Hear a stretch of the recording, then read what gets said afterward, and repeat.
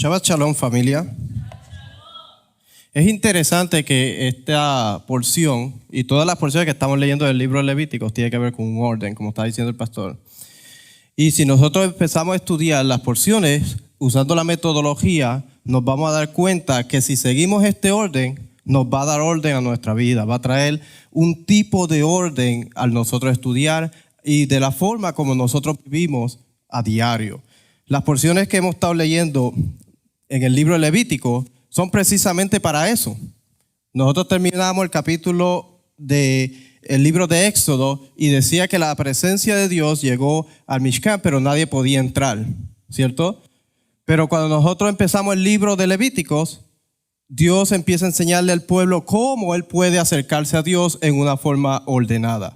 Ese es el propósito del libro de Levíticos. El pueblo estaba fuera de la esfera del espacio sagrado y ahora puede entrar, pero tiene que ser en una forma ordenada. Ese es el propósito del libro de Levíticos para nosotros. Y creo que mientras nosotros vamos leyendo y vamos estudiando las porciones, también tiene que darnos orden en nuestra vida. Cómo nosotros podemos acercarnos a un Dios santo en una forma correcta. Padre de Abraham, de Isaac y de Jacob, gracias por el privilegio que tú nos has dado de acercarnos a tus espacios sagrados. Padre, permite que tú nos puedas enseñar la forma correcta y la forma ordenada de acercarnos a ti. Permite que tú puedas traer ese orden a cada uno de nosotros y a nuestras vidas, para que nosotros podamos representarte de una forma digna delante de las naciones. Te lo pedimos por los méritos de Yeshua Mashiach. Amén. Vamos a ir al libro de Éxodo, capítulo 19. Esta porción tiene 18 mandamientos. Y no voy a entrar en cada uno de ellos porque realmente hay mucha información. Solamente estudiar lo que son las ofrendas, se podría tomar días estudiar eso porque hay mucha información. Lo que está diciendo el pastor, el fuego que se ponía en el altar. ¿Cuál era el fuego? ¿Cuántos fuegos habían? ¿Dónde se ponía? ¿Dónde se ponían las ofrendas que se traían? Había un fuego que se tenía que mantener encendido permanentemente. ¿Cuál era? O sea, son muchas preguntas y mucha información que tendríamos que estudiar el tratado de la Mishnah y entrar en toda esa información. Ahora, hoy me voy a concentrar un poquito más en lo que es la ordenación de Aarón y sus hijos y el porqué y alguna información de lo que es el antiguo Medio Oriente. Nosotros sabemos que si nosotros vamos al libro de Éxodo, capítulo 19, y vamos a leer el versículo 6. Y vosotros me seréis un reino de sacerdotes y gente santa. Estas son las palabras que dirás a los hijos de Israel. Nosotros sabemos que el pueblo de Israel estuvo en Egipto y fue esclavo por mucho tiempo. Ahora, la pregunta sería, ¿merecían ellos que Dios los sacara de ahí? ¿Estaban ellos obedeciendo a Dios perfectamente? ¿Estaban ellos agradando a Dios? No. Entonces, ¿por qué Dios los saca de Egipto? Bueno, nosotros sabemos que Dios hizo un pacto con Abraham y por honor a su nombre, por no dejar su nombre en vergüenza, Él los sacó cuando ellos clamaron. Ahora Dios les da la oportunidad de que ellos sean un pueblo santo. ¿Qué representaba un pueblo santo? ¿Por qué Dios le dice que quiere que ellos sean un pueblo santo? Una nación, como dice acá, un reino de sacerdotes y gente santa. ¿Por qué Dios le dice estas palabras a ellos? Es interesante que cuando nosotros estudiamos lo que representa el tzitzit y la forma como Dios le eleva el estatus al pueblo de Israel, Dios le está cambiando el estatus de ellos. La forma como Dios los llama y la forma como Dios los está presentando para que ellos puedan acercarse a Él es un cambio de estatus. Y cuando nosotros estudiamos lo que representaba un cambio de estatus en el antiguo Medio Oriente, vamos a entender que hay personas que tenían un estatus más elevado que otros y podían hacer ciertas cosas. Por ejemplo, los sacerdotes y los reyes eran los únicos que se podían acercar a las deidades en todo Mesopotamia, en Egipto y en todas las creencias en el antiguo Medio Oriente. Nadie podía acercarse porque ellos pensaban que al acercarse a las deidades era algo de suma importancia. Y ahorita vamos a hablar un poquito más de eso. Levíticos 1:16, en el código del priest, en general se caracterizan por el término de Torah o rituales, instrucciones. De hecho, si nosotros vemos lo que son las instrucciones de las ofrendas y vemos las instrucciones para el pueblo para mantenerse en el espacio de santidad, vemos que los que eran responsables de enseñarle al pueblo cómo acercarse a Dios era Aarón y sus hijos. Ese era parte de su trabajo.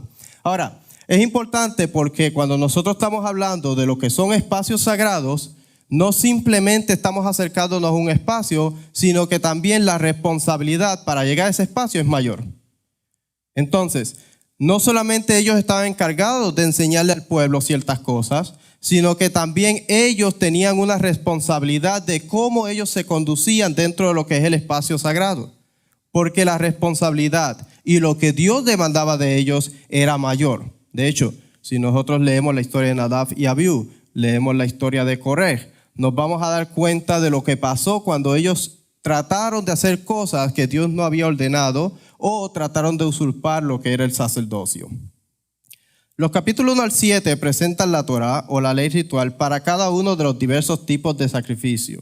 Por ejemplo, la mecánica, la preparación de las ofrendas y sus ingredientes. Sabemos que en algunas partes vamos a leer que dice que tenían que echarle sal siempre, que no podían usar levadura. O vamos a ver que hay formas como ellos debían cortar los animales, cómo ellos debían tirarlo, la sangre, en donde ellos ponían la sangre del altar. A veces se ponía debajo de la línea roja y a veces se ponía en los cuernos. Depende de la ofrenda que se estaba trayendo y el propósito era lo que se hacía con la sangre. Todas estas mecánicas y toda esta información es parte de lo que el libro de Levítico nos está enseñando. Ahora, hay información que era para los Kohanim o para los sacerdotes y para Aarón, o en este caso sería el sumo sacerdote, que solamente ellos hacían y esa información era para ellos. Pero Dios no solamente está dándole la información a ellos, sino que todo el pueblo tiene acceso a la información, cosa que en el antiguo Medio Oriente no pasaba. La información eran para los reyes, los sacerdotes, y ellos le decían al pueblo cómo ellos querían, cómo los dioses le habían dicho a ellos que se debían hacer las cosas.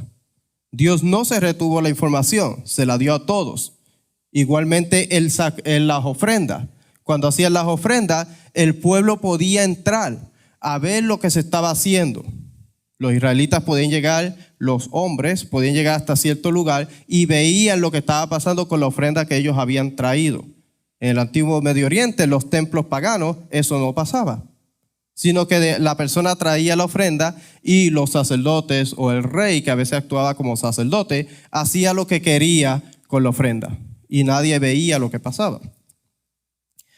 Las condiciones especiales que hacían necesarios ciertos sacrificios o ciertas ofrendas. Por ejemplo, si una persona le había robado a su vecino o había cogido algo prestado y lo había perdido, tenía que traer una ofrenda.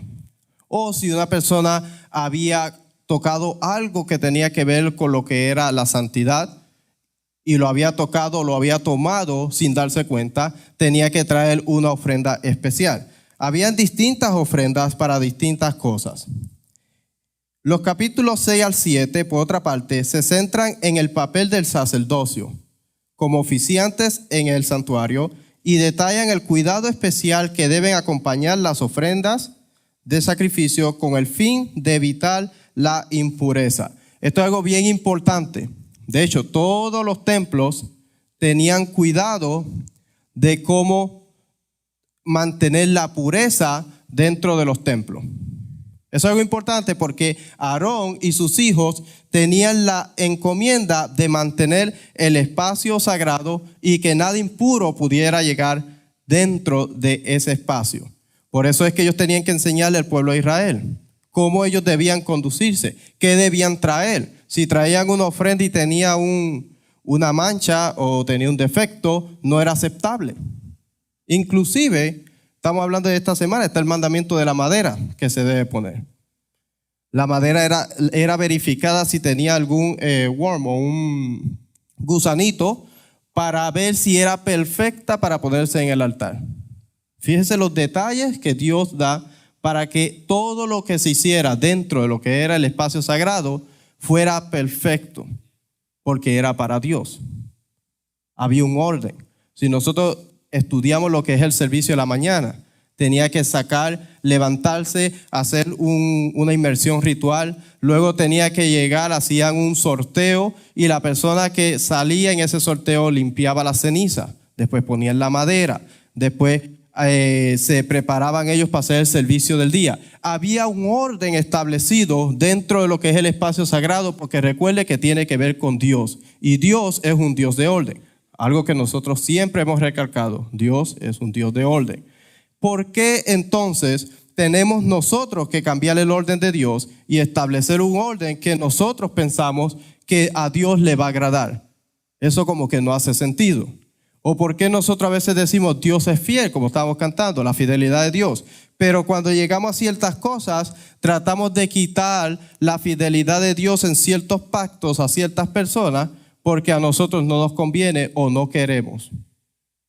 Entonces yo creo que hay que como que indagar, investigar y estudiar un poquito más lo que es la legalidad bíblica, lo que son los mandamientos en la Escritura y también lo que le pertenece a ciertas personas, la jurisdicción de lo que le pertenece a ciertas personas. En la Biblia todo el mundo tiene un rol y todo el mundo tiene una función y un propósito. Los levitas tenían su propósito, su rol y su función. Ellos no podían llegar y usurpar lo que hacían los sacerdotes o los kohanim. El pueblo de Israel tenía su función. Y hoy día sigue siendo lo mismo, porque Dios es fiel. Y Dios no va a quitarle el pacto que le dio a una persona y dárselo a otro porque a una persona no le gustó. Porque los pactos y los regalos de Dios son para siempre. Entonces, dice, estos capítulos especifican que ciertas porciones de las ofrendas, con excepción de los holocaustos, debían asignarse a los sacerdotes como su parte. O sea, habían partes de algunas ofrendas que se traían que ellos debían comer. Habían tiempos estipulados para comerse ciertas ofrendas. Por ejemplo, si vamos a hablar del Corban Pesaj o la ofrenda de Pesaj, había un tiempo determinado para poderse comer. Dice que no se podía dejar nada para el día siguiente. Algunas ofrendas tenían tiempo de límite. Tenían que comerse en cierto lugar porque tenían una santidad.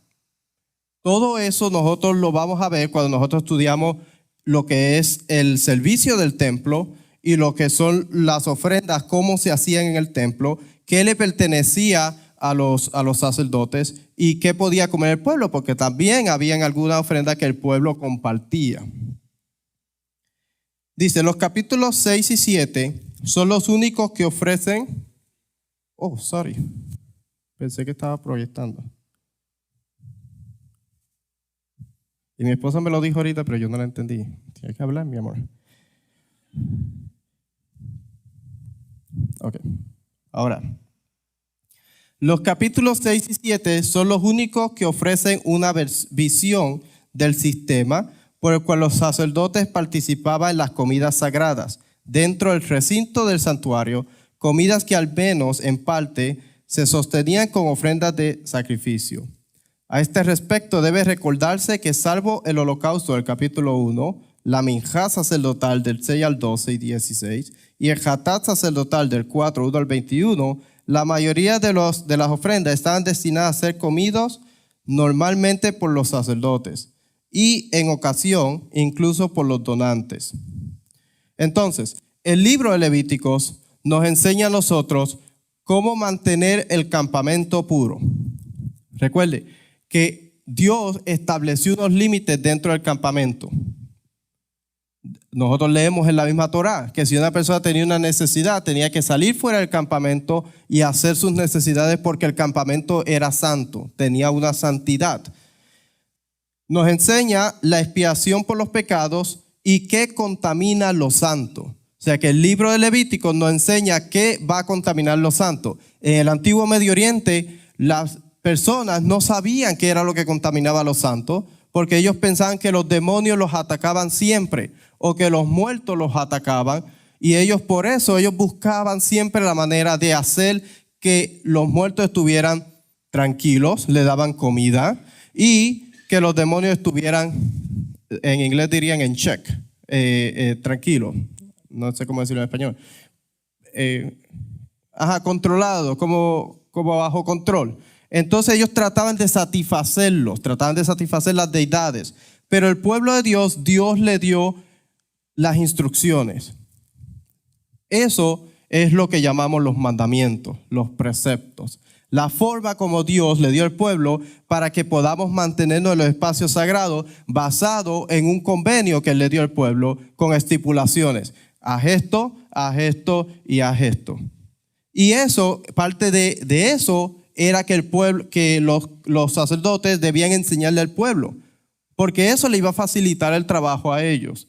Si el pueblo sabía y entendía lo que tenía que hacer, le facilitaba el trabajo a ellos, porque ese era parte de su trabajo, mantener el pueblo en conocimiento para que se mantuviera la pureza dentro del campamento. 3. Se inician los rituales en el santuario. Recuerde que en el libro de Éxodo llegó la presencia de Dios y luego, ahora en Levítico se inicia lo que es el servicio del santuario y se va a dar iniciación a lo que es la ordenación, el ungimiento de lo que es Aarón y sus hijos y va a establecer el servicio. Aquello Dios le dio en el capítulo 29, 28, 29, le dio las instrucciones a Moisés qué tenía que hacer para que ellos pudieran empezar el servicio de iniciación. Eso se llama un rito de transición. Ellos iban a hacer un rito de transición de estatus como personas normales a un estatus elevado porque Dios los llamó para que ellos pasaran por ese ritual de transición. Y cuarto, establece nivel de santidad, leyes morales, leyes rituales y conecta los pecados con el prójimo o con el altar. Levíticos 6, 1 al 7, por favor. Levíticos 6, 1 al 7.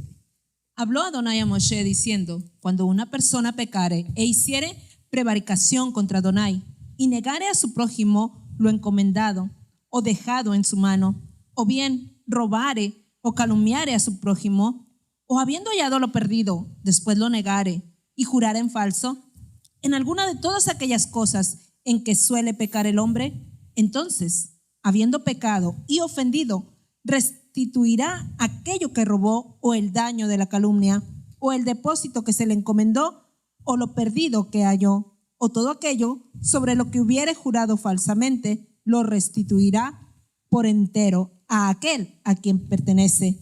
Y añadirá a ello la quinta parte en el día de su expiación. Y para expiación de su culpa traerá a Adonai un carnero sin defecto de los rebaños, conforme a tu estimación, y lo dará al sacerdote para la expiación.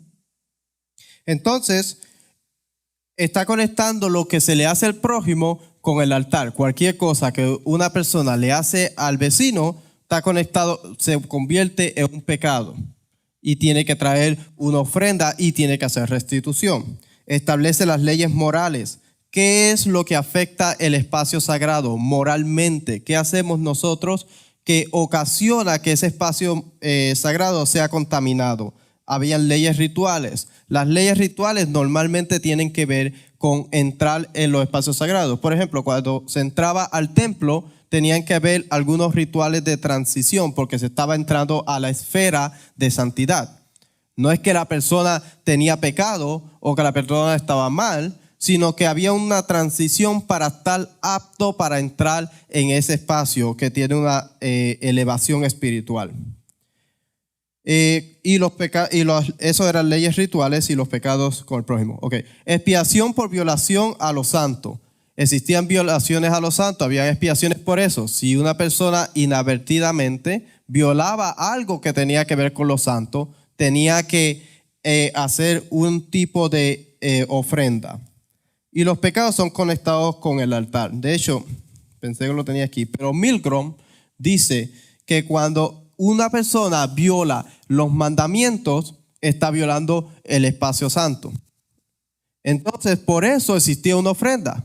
Imagínense que una persona que violaba un mandamiento o transgredía un mandamiento tenía que ir al templo y llevar una ofrenda porque había transgredido algo, un mandamiento que tiene que ver con el espacio sagrado. Entonces, si nosotros vemos eso, estamos viendo que los mandamientos entonces son parte de lo que son espacios sagrados. Y cuando Dios establece algo espacio sagrado, nosotros no podemos cambiarlo porque el rey lo ha establecido. Dice,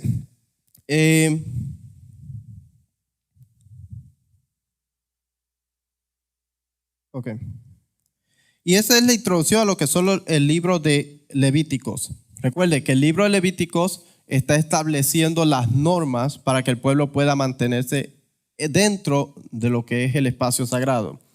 El capítulo 6 marca un cambio en la audiencia del libro de Levíticos. Mientras que los 5 primeros capítulos se dirigen al pueblo estableciendo un sistema de observancia de sacrificios, los capítulos 6 y 7 se dirigen al sacerdocio, delineando su papel en el sistema de sacrificios, ofrendas. El orden de la discusión de los sacrificios refleja la visión tan diferente que la Biblia tiene del israelita ordinario y del sacerdote. Entonces, el libro estos capítulos ahora se va a enfocar más en lo que es el sacerdocio, cómo el sacerdocio tiene que hacer las ofrendas, cómo la va a matar, cómo se va a instituir Aarón y sus hijos como sacerdotes, en el capítulo 8, y cómo ellos tienen que hacer las cosas en el espacio que ellos se van a mover. Recuerde que una persona traía el animalito, pero había que matarlo. Había que manipular la sangre. ¿Quién manipulaba la sangre? ¿Quién lo mataba? ¿Dónde se podía matar? ¿En qué parte? Habían ofrendas que eran de más santidad que otras. Y habían lugares específicos en donde se podían matar. Que no vamos a entrar en todos los detalles hoy porque es mucha información. Pero para conocimiento hay muchos reglamentos que tienen que ver con cada una de estas cosas. Para el laico, los sacrificios se dividen mundanamente en voluntarios y obligatorios. Habían ofrendas voluntarias que una persona podía traer. Por ejemplo, si la persona había ido de viaje, de hecho, en el Sidur se practica esto hoy día. Cuando una persona va de viaje y vuelve sano y salvo, hay una bendición. Igualmente, cuando una persona en el antiguo Medio Oriente, Dios le había bendecido, le había dado mucho, podía traer una ofrenda voluntaria. Habían 13 ofrendas farináceas, habían la ofrenda de Shelamim. Una persona cuando iba a subir al templo tenía que llevar una ofrenda de agradecimiento porque Dios le había permitido poder subir a su espacio sagrado, a su casa, donde el trono de Dios. Y había ofrendas obligatorias. Capítulo del 4 al 5 de Levítico habla sobre ellas. Que una persona tenía que llevar si una persona cometía un pecado, si una persona, como dijimos ahorita, violaba el espacio sagrado o algo que tenía que ver con la santidad y otras cosas. Para los sacerdotes, dos.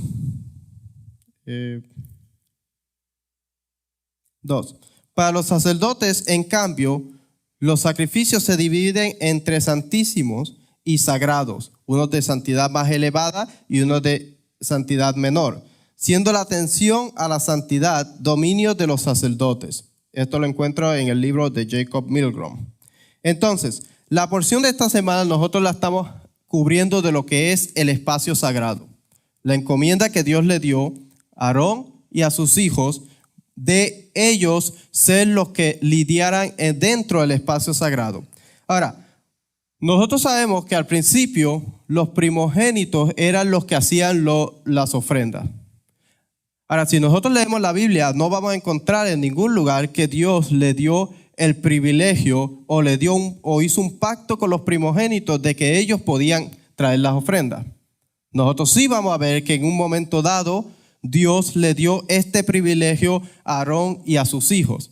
Y luego le dio a los levitas para que le ayudara a Aarón y sus hijos. ¿Por qué pasó esto? ¿Cuándo pasó esto?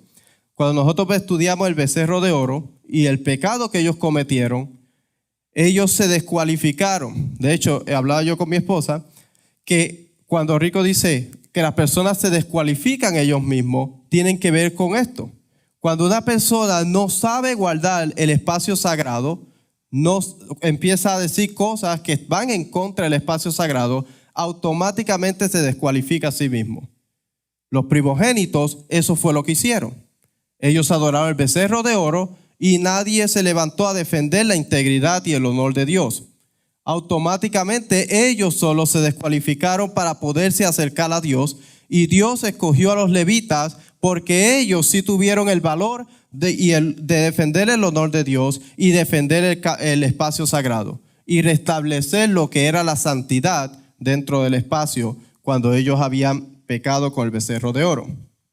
Dice, estos dos capítulos tratan de dos conceptos aparentemente inconexos. El contagio del Sanctum, que muchas veces la penalidad es el caret.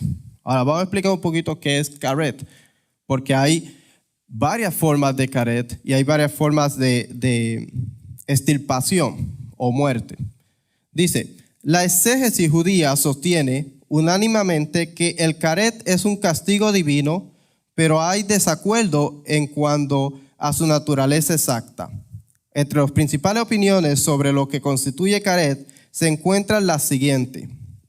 Estas son las cosas que representa caret: la falta de hijos y la muerte prematura, la muerte antes de los 60 años, la muerte antes de los 52 años, ser cortado mediante la extirpación de la descendencia, la muerte del alma en el momento de la muerte del cuerpo, de modo que no disfrutará de la vida espiritual del más allá. La mayoría de los modernos, por el contrario, definen caret como excomunión o muerte por el hombre. Esta última teoría puede descartarse en cuanto se califican los casos concretos del caret. Todos entran en la categoría de ley religiosa y no civil. Es decir, son pecados deliberados contra Dios y no contra el hombre. Entonces, están diciendo los modernos, están explicando, estoy dando de las dos opiniones, cómo una persona muere y lo que los modernos piensan que puede ser caret. Pero dice que la última puede ser descartada porque los pecados de caret tienen que ver con un castigo divino. Son rebelión contra Dios. Por ejemplo, cuando Coré y los 250 recogieron incensario y quisieron ellos retar la autoridad de Dios, el castigo de ellos fue caret, pero el juicio no fue humano. El juicio vino directamente de Dios. Entonces, cuando una persona, recuerde que los santos, las cosas santas, están conectados con espacios sagrados y Dios defiende lo que es su espacio sagrado. Por ejemplo, el templo. Dios defiende su espacio porque es el trono de Dios. Entonces, el pueblo de Dios, Dios lo defiende porque es su pueblo. La tierra, Dios ha puesto su nombre en la tierra y Dios defiende su tierra. Cuando una persona habla mal de esto o habla en contra de lo que sería el sacerdocio, porque recuerde que los sacerdotes Dios mismo los llamó para que les sirvieran. Dios los va a defender. Dios va a defender su tierra, va a defender su pueblo. Cuando una persona habla mal en contra de esto, la persona está acarreando una sentencia de caret. Y estas sentencias solamente las lleva Dios, porque está hablando en contra o se está rebelando contra Dios directamente. Dice, dado el postulado cardinal de la legislación sacerdotal de que los pecados contra Dios son castigados por Dios y no por el hombre, se deduce que el castigo del caret es ejecutado únicamente por la deidad. Los 19 casos de caret en la Torá pueden subsumirse en las siguientes categorías. Tiempo sagrado. Cuando hablamos de tiempo sagrado estamos hablando de las fiestas, estamos hablando de, inclusive puede ser un espacio y tiempo. Descuidar el sacrificio pascual. Comer levadura durante la fiesta de los panes sin levadura. Trabajar en Shabbat, trabajar y no ayudar en Yom Kippur. Pueden ser de sustancias sagradas, por ejemplo, beber sangre o comer cebo. De hecho, este mandamiento se encuentra en esta porción del cebo. Si nosotros leemos Levítico 7:25, dice, porque cualquiera que coma cebo del animal del cual se ofrece una ofrenda encendida al Señor, la persona que coma será cortada de entre su pueblo. O sea que si una persona comía sebo, que era la grasa, era el fat tail y algunas grasas del animal, la persona acarreaba la penalidad de caret o la penalidad de muerte.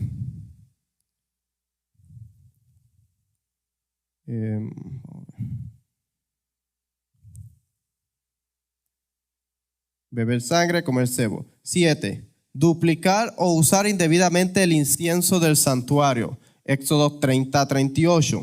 Vamos a leer Éxodo 30:38. Pastora, por favor. Éxodo 38 dice así: cualquiera que hiciere otro como este, para olerlo, será cortado de entre su pueblo. Y está hablando del incienso. Duplicar o usar indebidamente el aceite de la unción del santuario. Éxodo 30:33. Cualquiera que compusiere ungüento semejante y que pusiere de él sobre extraño, será cortado de entre su pueblo. Y comer un sacrificio más allá del periodo permitido. Levíticos 17:18.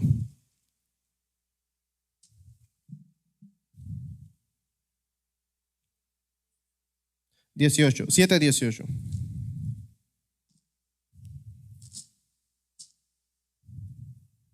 Si se comiere de la carne del sacrificio de paz al tercer día, el que lo ofreciere no será acepto, ni le será contado. Abominación será, y la persona que de él comiere llevará su pecado.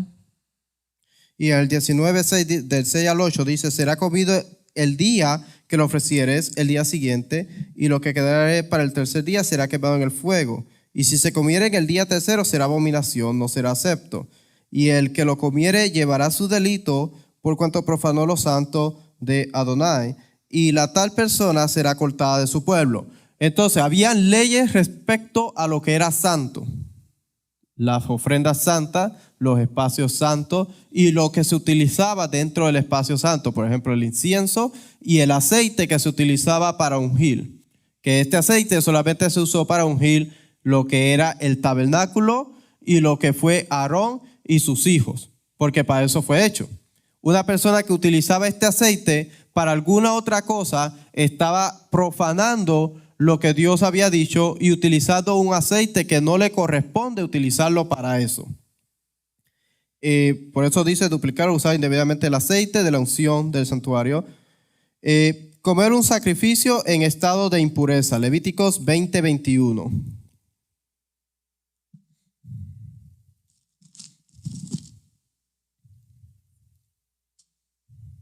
Y el que tomare la mujer de su hermano comete inmundicia. 20:21. 7:20-21. Perdón. 7:20 al 21. Pero la persona que comiere de la carne del sacrificio de paz, el cual es de Adonai, estando inmunda, aquella persona será cortada de entre su pueblo. Además, la persona que tocare alguna cosa inmunda, inmundicia de hombre o animal inmundo, o cualquier abominación inmunda, y comiere de la carne del sacrificio de paz, el cual es de Adonai, aquella persona será cortada de entre su pueblo. Entonces, no se podía comer una ofrenda en un estado de impureza. De hecho, la persona no podía ni subir al templo en un estado de impureza. Habían restricciones con eso. La invasión del santo por los levitas, Números 18:3.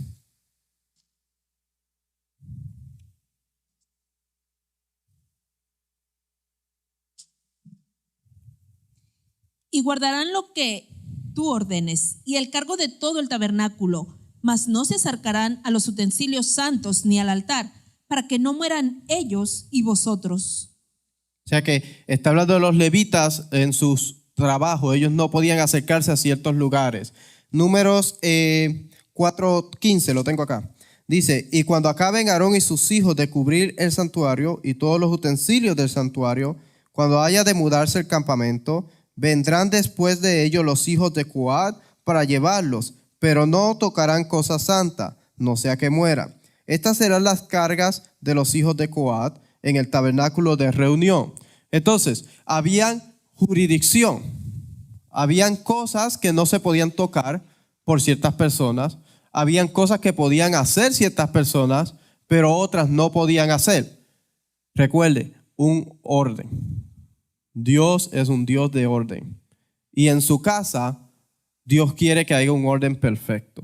Por eso es que Dios estableció las personas con las distintas funciones y los distintos roles para que el orden pudiera estar y no hubiera un desorden. Recuerde que cuando una persona empezaba a hacer cosas en contra del convenio que Dios había establecido o en contra del espacio sagrado, traía caos.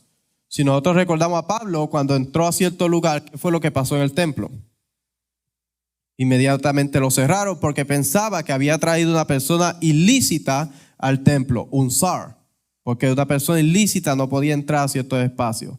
Si vamos acá, esto no es parte de, pero vamos a utilizar la aplicación del templo, que si no la tiene se la recomiendo.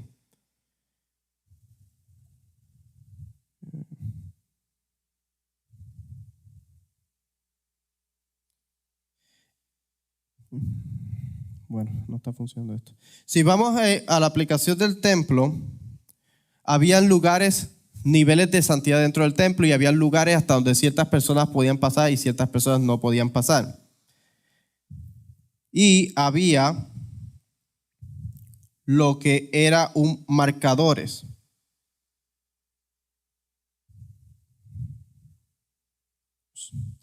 Había lo que eran marcadores dentro del templo.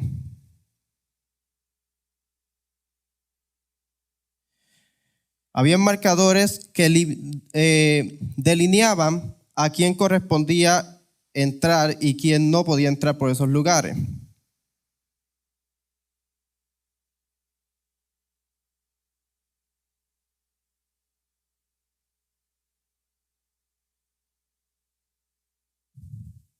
Ok. Voy a brincar aquí, aunque esto no se puede hacer. Anyway. Ok. Ahí usted está viendo lo que era el Sorek.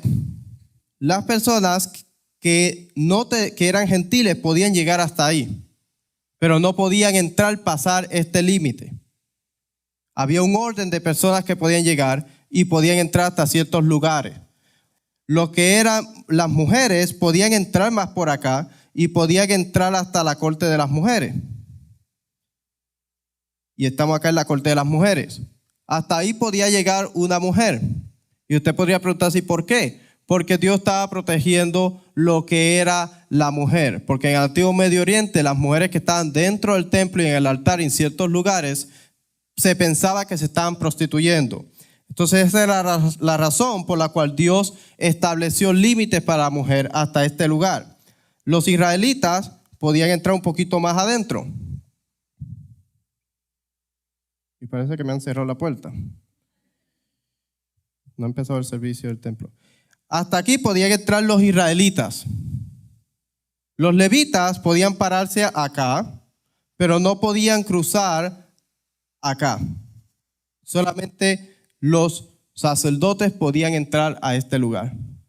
Y solamente eran los sacerdotes que estaban haciendo el servicio del templo en ese día. No podía venir un sacerdote y decir, yo voy a subir hoy y voy a entrar a este espacio. No, solamente los que habían sido seleccionados de acuerdo a los sorteos que se hacían en ese día, que eran 4 sorteos, podían entrar a este espacio y oficial. Habían distintas órdenes sacerdotales y distintos tiempos cuando a ellos les tocaba oficial. O sea, había un orden perfecto y una persona que profanaba lo que era el espacio sagrado o este espacio, la persona acarreaba lo que era la sentencia de muerte. Y si nadie lo veía, Dios lo veía. Y recuerde que la sentencia de Caret es un decreto divino. Dios establece la sentencia y la persona sufre esa muerte por mano divina. Entonces, estamos viendo que había un orden de cómo se oficiaba en el templo y cómo se hacían las cosas. Dice, estamos hablando de la invasión del santo. Entonces, no cualquier persona podía subir y decir, yo quiero entrar a este lugar, quiero entrar a este lugar y quiero salir por aquí, entrar por allá, porque no era de esa forma. Dios había establecido quiénes podían hacerlo. Blasfemar, es decir, profanar el nombre de Dios. Rituales de purificación. Descuidar la circuncisión. Era un pecado de Caret. Descuidar la purificación tras el contacto con los muertos. De hecho, esta semana se leyó aquí la porción de Números capítulo 19, que tiene que ver con la paradumá, con la vaca roja. Una persona que no era rociada en el tercer y en el séptimo día de contraer impurificación por un cadáver, era cortada del pueblo. Tenía que ir a que fuera rociada. El culto ilícito, culto a Moloch o otras formas de idolatría, consultar a los muertos, matanza de animales fuera del santuario autorizado. Levíticos 17:4, por favor.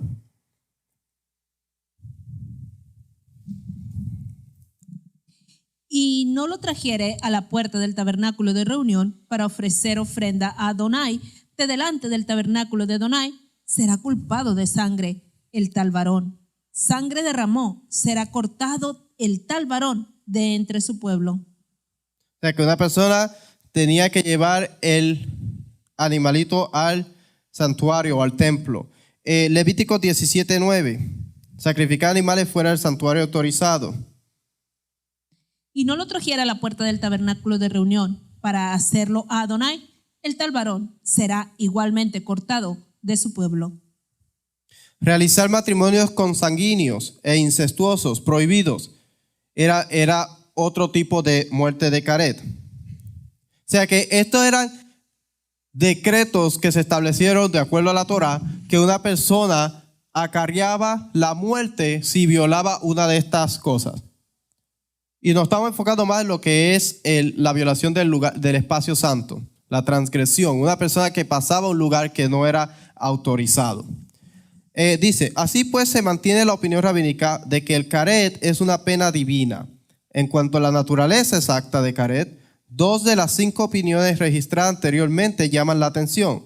La primera es Caret, significa extirpación, es decir, se pone fin al linaje de infractor. De hecho, eso nosotros lo vemos con Korah. A diferencia de la pena de muerte infligida por el hombre, Yumad, a Dios, Caret no tiene por qué dirigirse contra la persona del pecador. Su vida puede ser abortada, pero no necesariamente. Su muerte no tiene por qué ser inmediata, como lo sería si su ejecución fuera responsabilidad de un tribunal humano. O sea que la muerte podía efectuarse en algún momento dado de su vida, no tenía que ser inmediata. De hecho, esto pasaba mucho con lo que eran los sumos sacerdotes, cuando estaban usurpando, se estaban comprando el puesto y estaban haciendo cosas indebidas, que ellos dentro de un ciclo de un año, ellos morían, pero no morían inmediatamente. Y aunque los rabinos del Talmud definen Caret como una muerte prematura, los casos atestiguados en la Torá nunca utilizan el término Caret. Por ejemplo, Nadab y Abiú en Levítico 10, Datán y Abiram y Coré en Números 16, y las plagas en Egipto y el desierto en Éxodo 11 y Números 11 y al 14. Caret, en cambio, se refiere a la extirpación. Se apoya en los siguientes casos: que su prosperidad sea cortada, que sus nombres sean borrados en la siguiente generación. Salmo 109:13.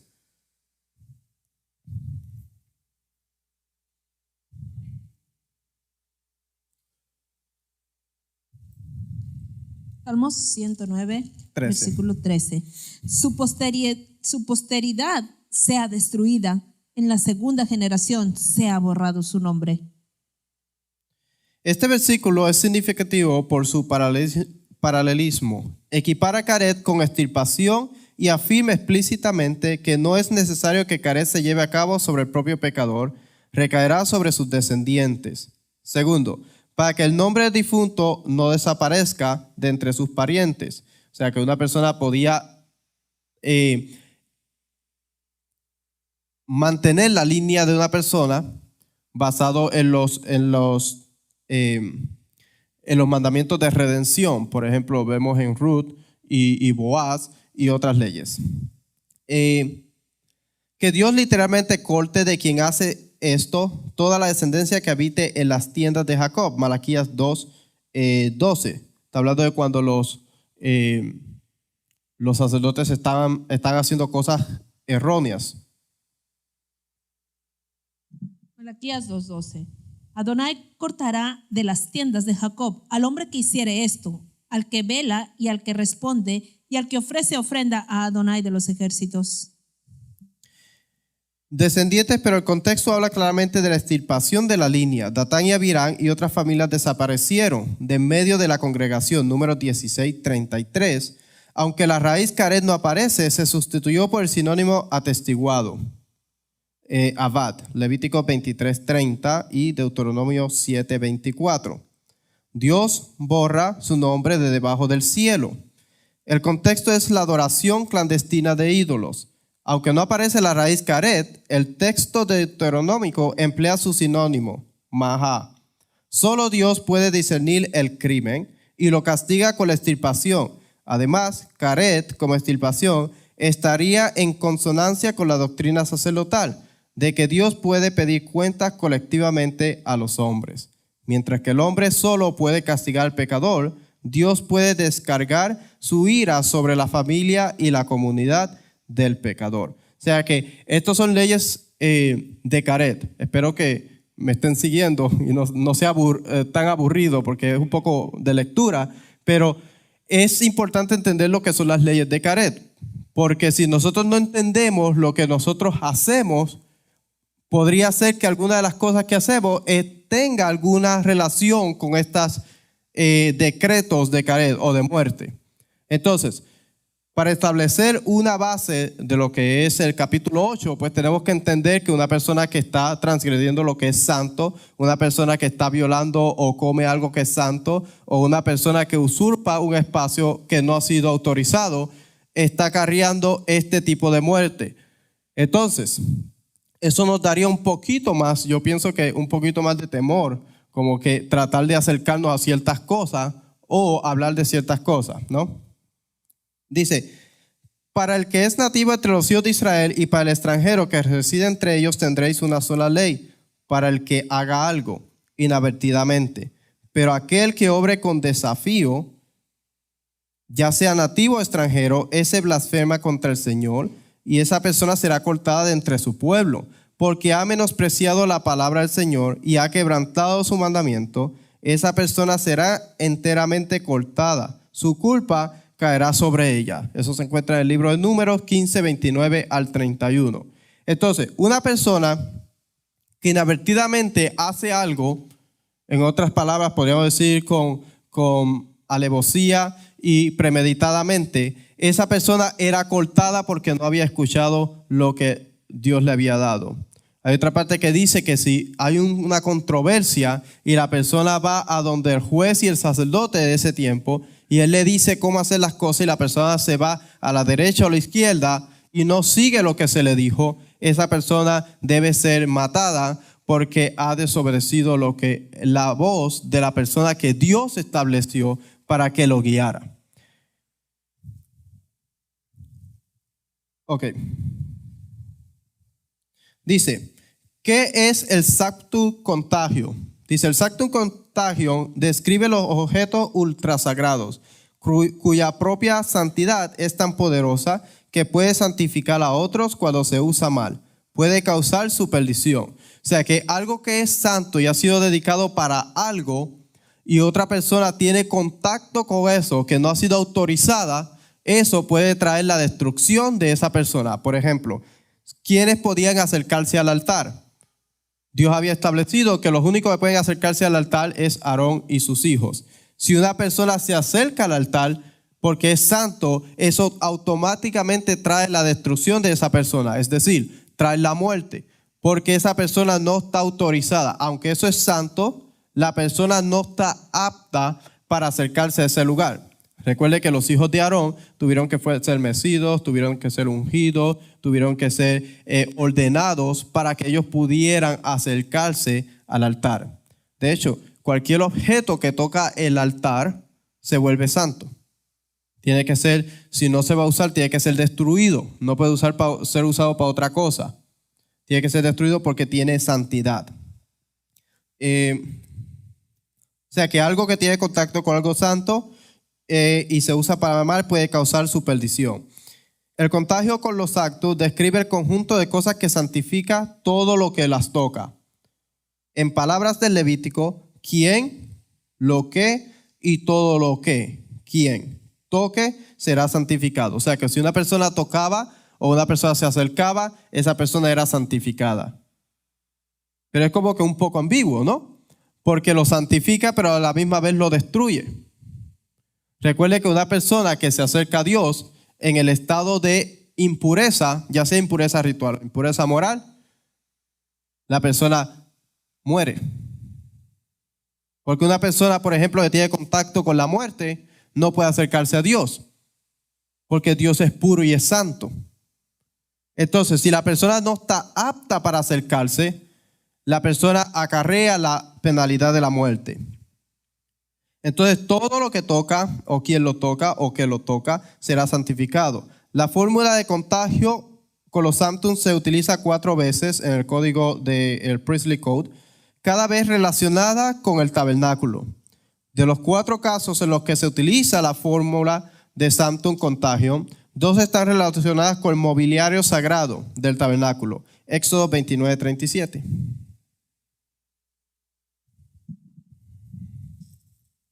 Éxodo 29:37. Por 7 días harás expiación por el altar y lo santificarás, y será un altar santísimo. Cualquiera cosa que tocare el altar será santificada. Y Éxodo 30:26 al 29, lo tengo acá. Y dice, con él ungirás el tabernáculo de reunión, el arca del testimonio, la mesa, con todos sus utensilios, el candelero, con todos sus utensilios, el altar de incienso, el altar de holocausto con todos sus utensilios y la fuente y su base. Así lo consagrarás y serán cosas santísimas. Todo lo que tocara en ellos será santificado. O sea que todas estas cosas estaban santificadas y estaban apartadas para el uso exclusivo. Una persona que se acercaba a ellos tenía que ser ungido, tenía que ser consagrado y tenía que estar apto para poderse acercar a estas cosas y utilizarlas. Solamente nosotros vemos en el capítulo 29 que vemos cómo es que Dios llama a los hijos de Aarón para que se acerquen y utiliza el mismo procedimiento para apartarlos a ellos para el uso exclusivo de lo que es el tabernáculo. Dice Éxodo 29:1. Esto es lo que les harás para consagrarlos, para que sean mis sacerdotes. Toma un becerro de la vacada y 2 carneros sin defecto. Y 4. Y llevarás a Aarón y a sus hijos a la puerta del tabernáculo de reunión y los lavarás con aguas. Y 5. Y tomarás de las vestiduras y vestirás a Aarón la túnica, el manto del efod, el efod y el pectoral, y le ceñirás con el cinto del efod. Entonces, estamos viendo que había un procedimiento que se estaba haciendo en Aarón y sus hijos parecido al que se usó para el tabernáculo, el altar y los utensilios. Esto los está vinculando el uno con el otro. Ahora Aarón y sus hijos están vinculados con lo que es el tabernáculo, con lo que son los utensilios, y solamente ellos pueden acercarse a tocar esas cosas que son sagradas y consagradas para un propósito. Levítico 6:11, que esto es donde también se encuentra la palabra de contagio con los santos. Después se quitará sus vestiduras y se pondrá otras ropas y sacará la ceniza fuera del campamento a un lugar limpio. ¿Es Levítico 6:11? Ok. Y 20.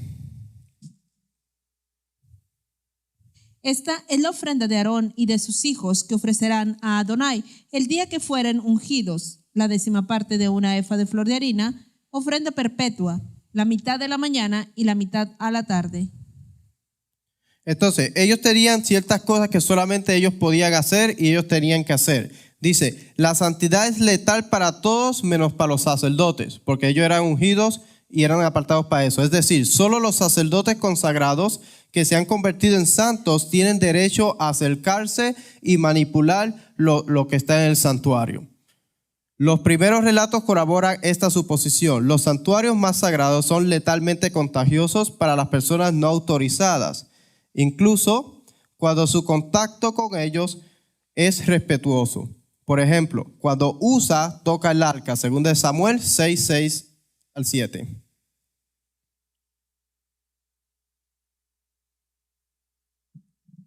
Segunda de Samuel 6, versículos 6-7.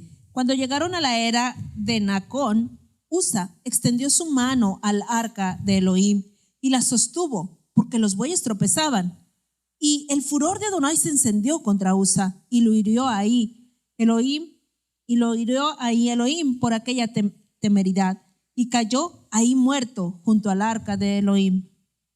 Entonces, como el arca estaba dedicado y solamente ciertas personas podían cargarla y tocarla, aunque Usa tuvo la mejor intención, murió porque había tocado algo que él no le correspondía tocar. Había usurpado algo, aunque fue su mejor intención, pero usurpó algo que era santo y estaba reservado para ciertas personas. Primera de Samuel 6:19 dice así: entonces Dios hizo morir a los hombres en Bet-Semé. Esto fue cuando el arca estaba ahí, los filisteos lo habían regresado y ellos empezaron a mirar dentro del arca lo que había. Dice en Bet-Semé, porque habían mirado dentro del arca de Adonai, hizo morir del pueblo a 50,070 hombres. Y lloró el pueblo porque Dios lo había herido con tan gran mortandad. O sea que cuando ellos habían mirado dentro de lo que era un espacio, algo reservado para ciertas personas, hubo mortandad. Porque habían usurpado, habían tocado algo que no les correspondía a ellos. Ellos no estaban aptos. Aunque una persona haga lo mejor que quiere o tenga una muy buena intención, pero Dios no lo ha autorizado, la persona está usurpando. Yo creo que eso como que nos hace pensar, no, Dios conoce la intención de mi corazón. Mi intención es muy buena.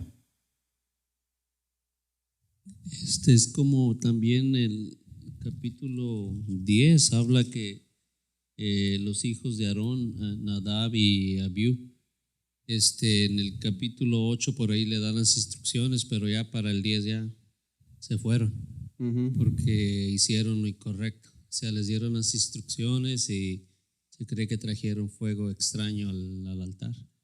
Y eran personas que trabajaban ahí. ¿Sí me entiende? Me van a imaginar un extraño que quiera venir al lugar santo y pues se va a ser cortado de ahí también. Sí, porque aunque eran autorizados, no siguieron el protocolo, el orden establecido por Dios. Por eso ahorita está diciendo que aunque ellos, los sacerdotes, eran autorizados, no podía decir uno, yo quiero hacer el servicio hoy y pararse en la Sará o en el lugar donde se hacía el servicio. Perfecto, y los que habían sido llamados en ese día. Había un orden específico de cómo se hacían las cosas. No podían decir, hoy yo no me voy a lavar las manos y los pies, voy a subir. No, había un protocolo de cómo se hacían las cosas. Y eso eran ellos que estaban autorizados. Imagínense una persona que no está autorizada, que no puede acercarse, que no ha sido ungida, no ha sido consagrada, no ha sido mecida, no ha sido ordenada. Y la persona se acerca a un espacio que no le pertenece. O sea, las consecuencias son caóticas. Dice, la teofanía del Sinaí ofrece un ejemplo especialmente esclarecedor. Quien quiera que transgreda en la montaña debe ser asesinado por sus asesinos, pero sus asesinos deben tener cuidado de que ninguna mano lo toque, será apedreado o atravesado. Éxodo 19:13, por favor. O sea que una persona, inclusive Dios establece la forma como debe ser matada la persona. Porque esa persona si tocaba a cierto espacio adquiría santidad. Otra persona que lo toca está tocando algo con una santidad especial que no está autorizada. No lo tocará a mano porque será apedreado o asaeteado. sea animal o sea hombre, no vivirá. Cuando suena largamente la bocina, subirá al monte. Entonces, si algo había tenido un contacto con los santos y otra persona luego tenía contacto con eso que había tenido contacto con los santos, llevaba la misma penalidad, porque estaba tocando algo que no había sido llamado a tocar, algo santo. Dice, la implicación es clara: la santidad comunicaba al ofensor es de tal poder que puede transmitirse a través de un medio. De ahí que el instrumento de muerte no deba permitir el contacto entre el delincuente y su verdugo. El código sacerdotal ofrece también un ejemplo elocuente: la muerte de Nadab y Abiú, Levítico 10, 1 al 5.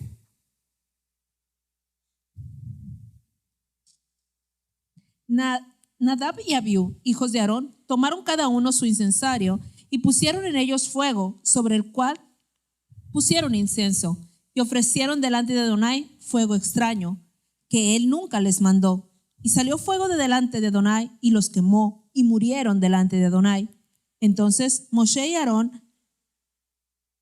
dijo Moshe a Aarón: esto es lo que habló a Adonai, diciendo: en los que a mí se acercan, me santificaré, y en presencia de todo el pueblo seré glorificado.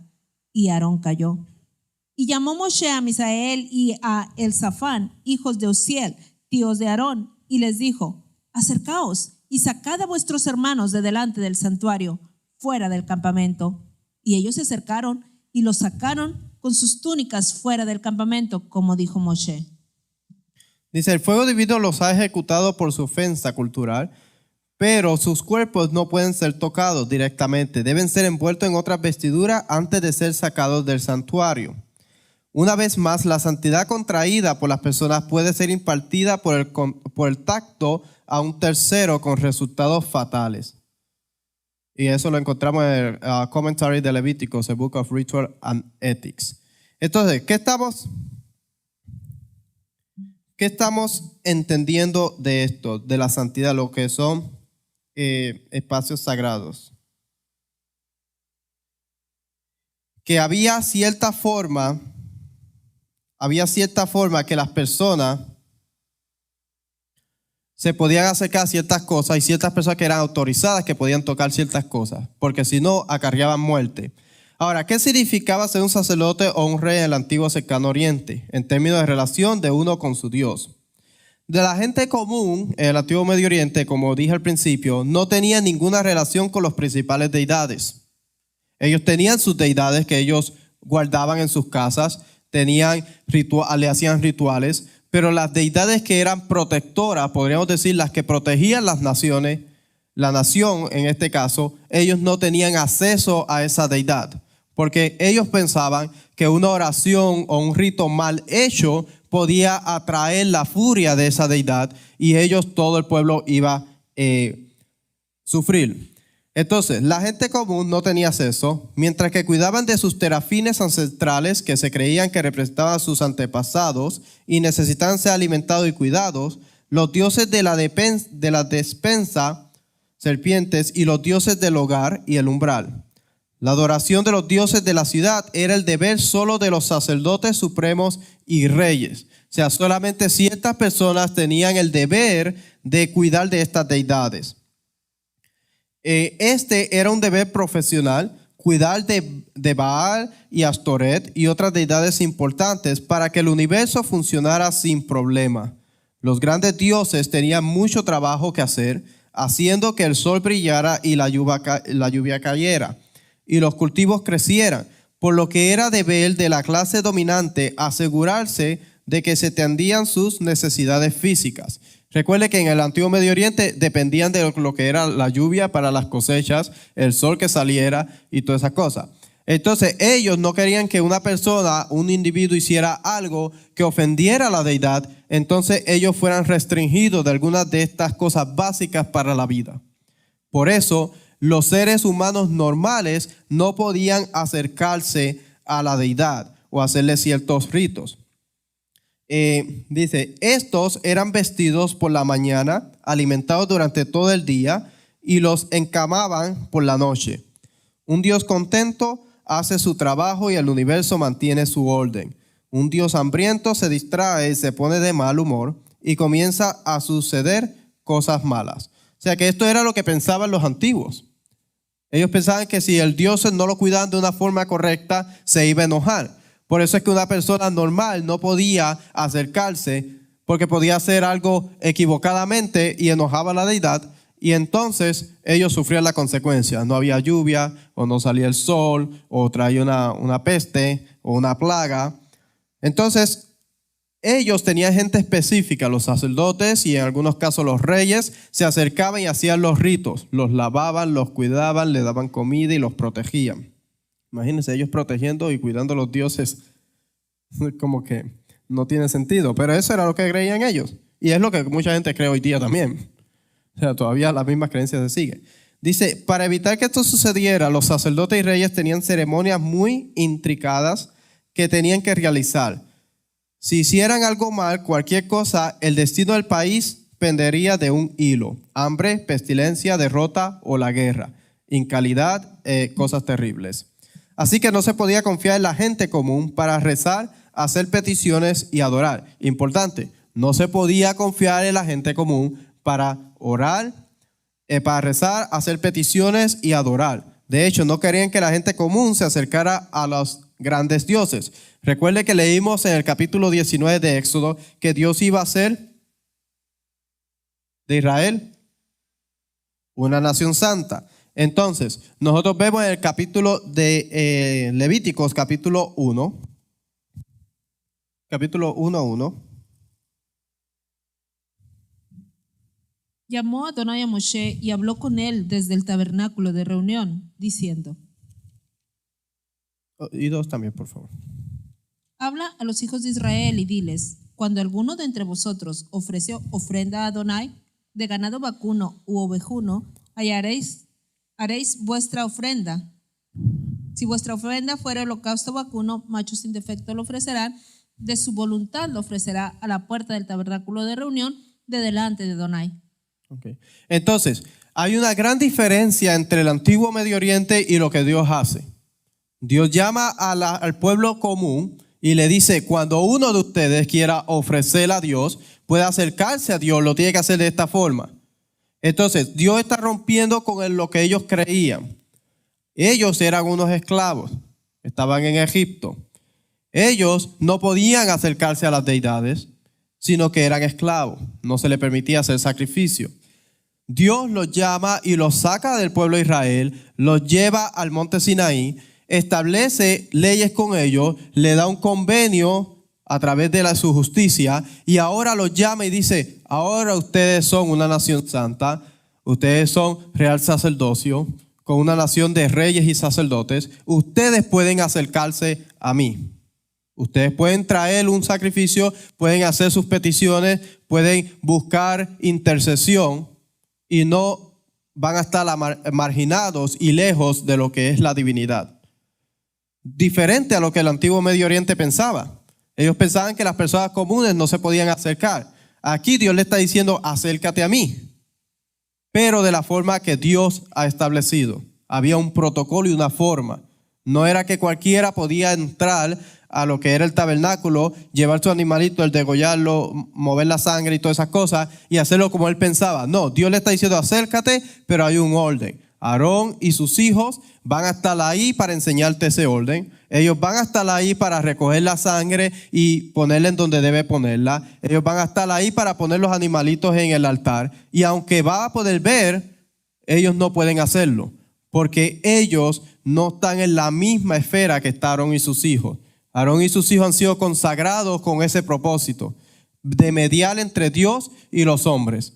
Ellos tienen ese propósito, mientras que el pueblo de Israel, el común, hace todas las cosas cotidianas y tal vez se contamina con algunas cosas que, aunque no es pecado, pero es contaminación. Aarón y sus hijos se protegen de esa contaminación para estar dedicados solamente a este espacio, a mediar entre Dios y los hombres y el pueblo de Israel. Pero el pueblo puede acercarse a la deidad, puede tener una relación. Si quiere llevar una ofrenda de Shelamín, puede llegar y puede comer y puede tener una comida entre ellos, una comunión con la deidad.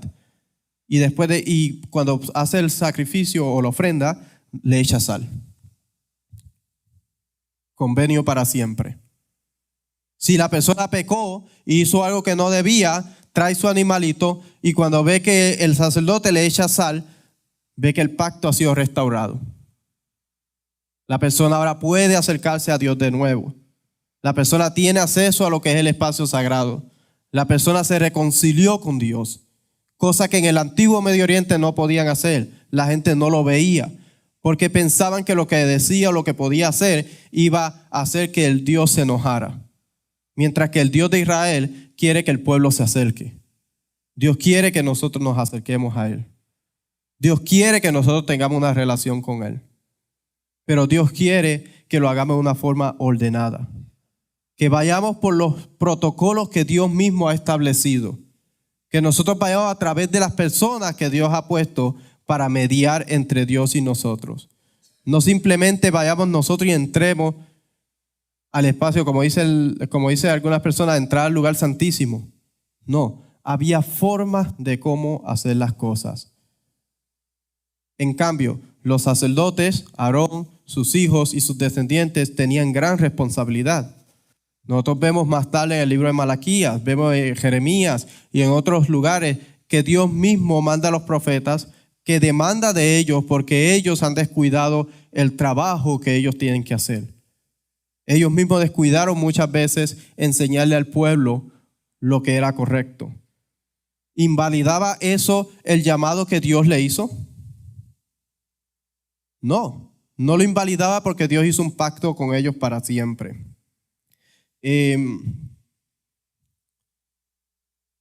Dice, sin embargo, en el antiguo Israel vemos que Dios estableció un precedente contracultural radical. No quería que solo los sacerdotes y los reyes tuvieran una relación con Él, sino que deseaba una nación sagrada, entera, que permitiera a cada persona el acceso individual. Esto no fue una concesión de posición, sino una revelación del tipo de relación con la deidad principal que siempre había estado reservada para sacerdotes y reyes. Éxodo 19:6, lo leímos al principio. Revelación 1:6.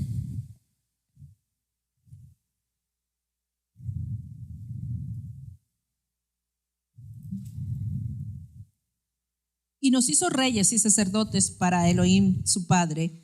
A Él sea la gloria e imperio por los siglos de los siglos. Amén.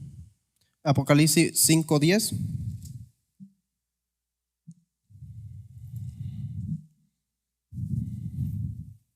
Y nos ha hecho para nuestro Elohim reyes y sacerdotes, y reinaremos sobre la tierra.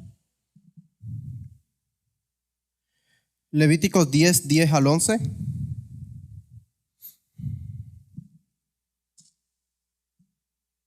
Para poder discernir entre lo santo y lo profano, entre lo inmundo y lo limpio, para enseñar a los hijos de Israel todos los estatutos que Adonai les ha dicho por medio de Moshe. En lo que busca Levítico 19:30, ese era el propósito de los sacerdotes, enseñarle al pueblo a distinguir entre lo santo y lo profano. Ya que ellos pueden acercarse a Dios, ahora ellos tienen que enseñarle cómo ellos pueden acercarse a Dios. ¿Qué era lo que contaminaba? ¿Qué era lo que ellos iba a acarrear muerte si ellos se acercaban a un espacio sagrado en una forma contaminada? ¿Cómo ellos podían llegar de este lugar a este lugar sin ellos acarrear muerte? ¿Cómo ellos podían acercarse de una forma respetuosa a la deidad? Aarón y sus hijos le iban a enseñar a ellos los mandamientos y los estatutos. Bueno, si tú eres leproso, estás fuera del campamento. Haz esto y esto y esto, y cuando te sales, entonces puedes acercarte y vas a traerle esta ofrenda de agradecimiento porque Dios te sanó. Si tú eres una persona que tuviste contacto con un cadáver, no hay problema. Espérate a que sea rociado el tercero y el séptimo día y ya luego puedes venir y acercarte a Dios. Si la persona había cometido un pecado, la persona estaba exiliada porque había cometido un pecado y el pecado contaminaba el altar. Bueno, trae esta ofrenda y vamos a reconciliarnos con Dios, y ahora se le pone la sal del pacto que Dios hizo con su pueblo. había una forma de cómo acercarse, que los hijos de Aarón tenían que enseñarle al pueblo para que ellos pudieran acercarse y no acarrear muerte. Levíticos 19, 30. Mis días de reposo guardaréis y mi santuario tendréis en reverencia, yo Adonai. Aquí está el propósito de Israel. Israel es llamado a guardar el Shabbat y a reverenciar el templo. Cuando nosotros entendemos lo que es reverenciar el templo, va más allá de lo que dice el texto. Recuerde que el templo, hay leyes concernientes al templo. De hecho, esta porción tiene 18 mandamientos. 16 de ellos están relacionados con el templo. Entonces, si estamos hablando de reverenciar el templo, ¿cómo vamos a reverenciar el templo si 45.6 o 46% están ligados con el templo? Entonces, estos son los mandamientos que nosotros tenemos que estudiar para que nosotros aprendamos cómo nosotros tenemos que reverenciar el templo. ¿Qué podemos hacer, qué no podemos hacer? Ese es el trabajo de Aarón y sus hijos. Enseñarle al pueblo a discernir entre lo santo y lo profano y a reverenciar el templo. Cómo ellos pueden acercarse a Dios. Levítico 6:8. Esa era la introducción. Ahora vamos a entrar en lo que es el tema. Habló aún Adonai a Moshe diciendo, manda a Aarón y a sus hijos y diles, esta es la ley del holocausto. El holocausto estará sobre el fuego encendido, sobre el altar, toda la noche hasta la mañana. El fuego del altar arderá en él. Y el 10 dice, el sacerdote vestirá su túnica de lino, se pondrá calzoncillos de lino fino sobre su cuerpo, tomará las cenizas a que el fuego ha reducido, el holocausto sobre el altar y las pondrá junto al altar. Después se quitará su vestidura y se pondrá otra vestidura y llevará las cenizas fuera del campamento a un lugar limpio. Entonces empieza a detallar en esta porción los mandamientos para Aarón y sus hijos. Qué ellos van a hacer y cómo ellos lo van a hacer. Dónde iban a poner las cenizas, cuándo tenía que hacerlo, cómo lo iba a hacer. Y es importante que entendamos esas cosas. Ok. Levítico 6:20 dice. Esta es la ofrenda de Aarón y de sus hijos que ofrecerán a Adonai el día que fueren ungidos. La 10ª parte de una efa de flor de harina, ofrenda perpetua. La mitad a la mañana y la mitad a la tarde. Esta era la ofrenda que ellos iban a hacer cuando ellos fuera el día de su unción. El 23 dice que así que toda la ofrenda de cereal del sacerdote será totalmente quemada, no se comerá. Y el 26 dice, y el sacerdote que la ofrezca por el pecado la comerá. Se comerá en un lugar santo en el atrio de la tienda de reunión. Está diciendo, hablado sobre las leyes de cómo ellos, qué tenían que hacer. Cómo ellos tienen que hacer las cosas. Vamos a ir al capítulo 8 de esta porción. Y aquí vamos a leer un poquito porque habla de cómo, recuerde que en el capítulo 29 habla de lo que tenían que hacer para ungirlos y consagrarlos. El capítulo 8 es lo que se está efectuando en ese momento y todo el mundo está viendo lo que se está haciendo. Un rito de transición. Aarón y sus hijos ya no son del común del pueblo. Ahora ellos han sido elevados a un estatus. Ahora, cuando nosotros a veces entendemos o estudiamos lo que es la elevación o el cambio de estatus de Aarón y sus hijos, pensamos que ellos ahora eran mejor que cualquier persona del pueblo. No, simplemente ellos tenían un rol y una función distinta al pueblo. Con esa función y ese cargo que Dios le había dado a ellos, traía responsabilidades. Y la verdad, yo a veces me pongo a pensar y hablo con mi esposa y yo digo, yo no entiendo por qué la gente, todo el mundo quiere ser sacerdote. Yo la verdad no lo entiendo.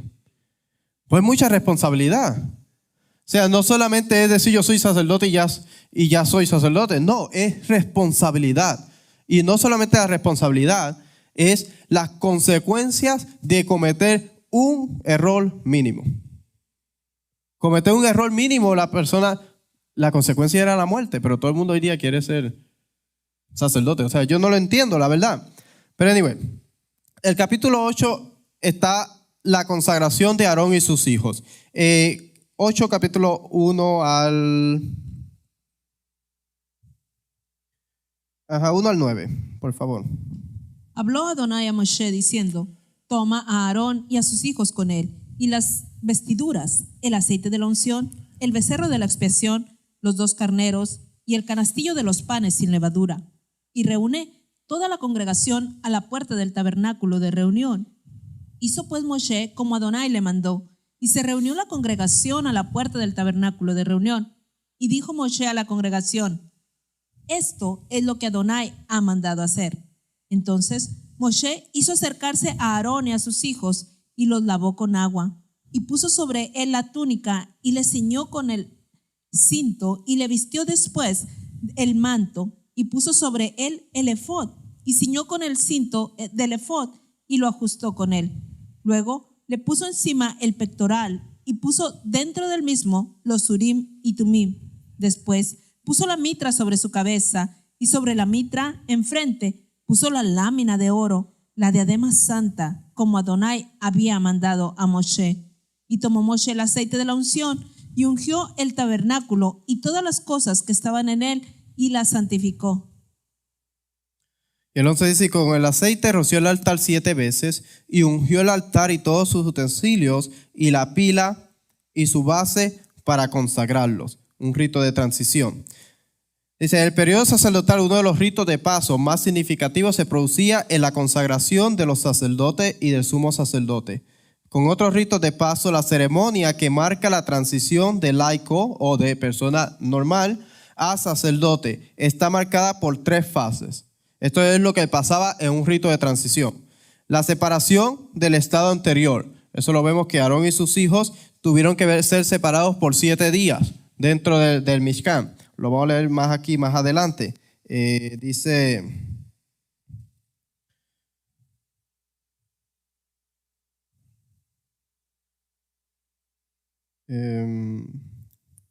dice en el 35 del 8, dice: además permaneceréis a la entrada de la tienda de reunión día y noche por 7 días, y guardaréis la ordenanza del Señor para que no muráis, porque así se me ha ordenado. De hecho, nosotros vemos el versículo, en el versículo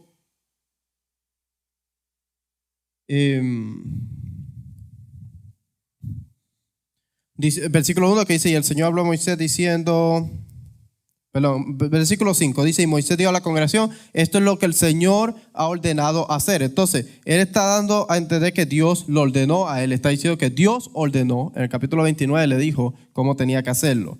Entonces, el rito de separación del estado anterior. Vemos que Aarón y sus hijos tuvieron que separarse por 7 días. Margen o limen, que significa el umbral en latín. Y el rito de margen o limen. ¿Tenía lo que significa esto aquí? Dice: el rito de agregación de nuevos poderes y obligaciones. Una vez ellos están dentro de este espacio, margen, el segundo, ellos están en este espacio en transición entre los 2 estados. Antes, normal, y después. Y luego el rito de agregación de nuevos poderes. Ahora ellos salen con nuevos poderes y nuevas obligaciones. Recuerde, tienen un estatus elevado, con ellos vienen obligaciones, responsabilidades. Los ritos de transición o de pasaje son ceremonias que marcan una transición crítica en la vida de un individuo. Nosotros lo vemos en una persona. Cuando una persona hace un bar mitzvah, cuando una persona hace circuncisión. Son ritos de transición. Se hace la circuncisión, la persona entra en el pacto. Se hace un bar mitzvah, un matrimonio, es un rito de transición. Estas ceremonias religiosas proveen de un medio institucionalizado para finalizar un estatus social y comenzar otro. Dan sustento emocional al individuo y a aquellos cercanos a él que ingresan al nuevo estatus. Al mismo tiempo, estos ritos anuncian a todos los que interactúan con él que ahora tienen nuevos derechos y obligaciones. Por ejemplo, dice que lo hizo delante de todo el pueblo. Dice... Moisés dijo a la congregación en el versículo 5, o sea que toda la congregación estaba viendo lo que estaba pasando y entendía que ellos iban a tener nuevas responsabilidades. Al mismo tiempo, estos ritos anuncian a todos los que interactúan con él que ahora tienen nuevos derechos y obligaciones. Los ritos de transición o de pasaje incluyen ceremonias asociadas con el nacimiento, la pubertad, el matrimonio y la muerte. son ritos de transición. Por eso se practica que cuando cuando un niño nace lo bañan, cuando una persona muere tiene un baño ritual también, son transiciones. Ritos de pasaje la expresión rito de pasaje fue utilizada por primera vez por Arnold van Gennep. Aquí da las referencias. Un rito de transición involucraba 3 etapas. Separación. En la primera fase, las personas se retiran de su estado actual y se preparan para pasar de un lugar o estado a otro.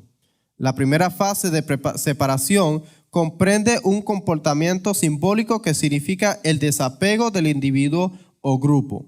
Desde un punto fijo anterior en la estructura social, a menudo hay un desapego o corte de yo anterior en esta fase que se significa en acciones rituales y simbólicos. O sea, que hay un desapego de las personas normales. Cuando Aarón y sus hijos ahora son consagrados y son separados, ellos no pueden hacer lo que ellos quieren. Tienen que tener cuidado con muchas de las cosas que ellos hacen porque pueden acarrear cierto tipo de contaminación y ellos no pueden entrar al espacio sagrado con esa contaminación porque van a morir.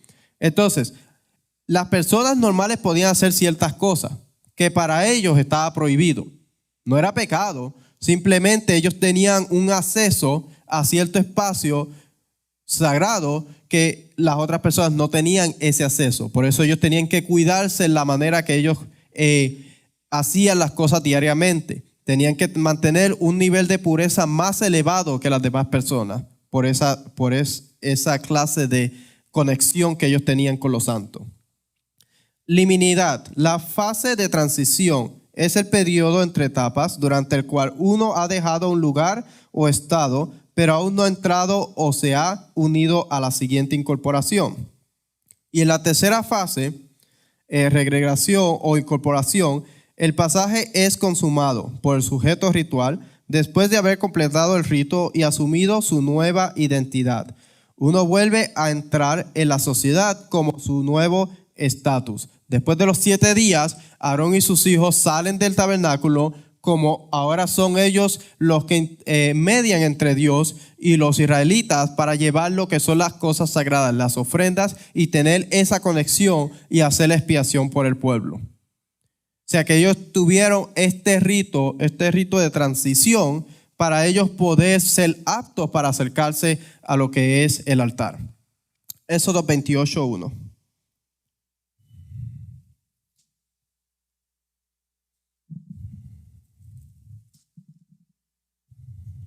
Harás llegar delante de ti a Aarón, tu hermano, y a sus hijos consigo, de entre los hijos de Israel, para que sean mis sacerdotes, a Aarón y a Nadab y a Abiú, Eleazar e Itamar, hijos de Aarón. Entonces Dios llamó a Aarón y a sus hijos para que se acercaran, ¿verdad? Éxodo 29:1. Esto es lo que les harás para consagrarlos, para que sean mis sacerdotes. Toma un becerro de la vacada y 2 carneros sin defecto. Y ahí mismo, Éxodo 29:5 y 6. Y tomarás las vestiduras y vestirás a Aarón la túnica, el manto del efod, el efod y el pectoral, y le ceñirás con el cinto del efod, y pondrás la mitra sobre su cabeza, y sobre la mitra pondrás la diadema santa. Y Éxodo 29:8. Y harás que se acerquen sus hijos, y les vestirás las túnicas. Levítico 8:7, lo tengo acá. Y puso sobre él la túnica, y lo ciñó con el cinturón, lo vistió con el manto, y le puso el efod, y lo ciñó con el cinto tejido del efod, con el cual se lo ató. Después le puso el pectoral, y dentro del pectoral puso el urim y el tumim. Puso también la tiara sobre su cabeza, y sobre la tiara al frente puso la lámina de oro, la diadema santa, tal como el Señor había ordenado a Moisés.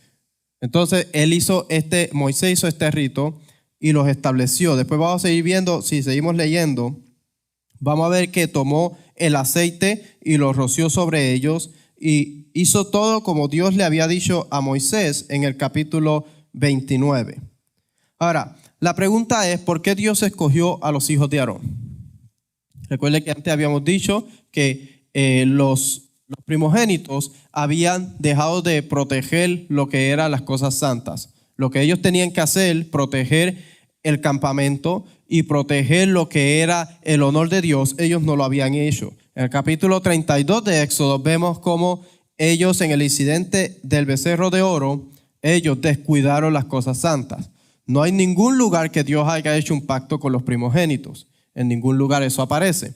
Pero sí aparece después de esto que Dios hizo un pacto con Aarón y sus hijos. Un pacto de sal con los hijos de Aarón para siempre. Y que también Dios le dio los diezmos a los levitas. Cuando hay un templo es su privilegio y obligación servir. Entonces, cuando se establezca un templo, ellos tienen la obligación de servir en el templo porque Dios los ha llamado para ese rol y esa función. Números 18, 19 al 24.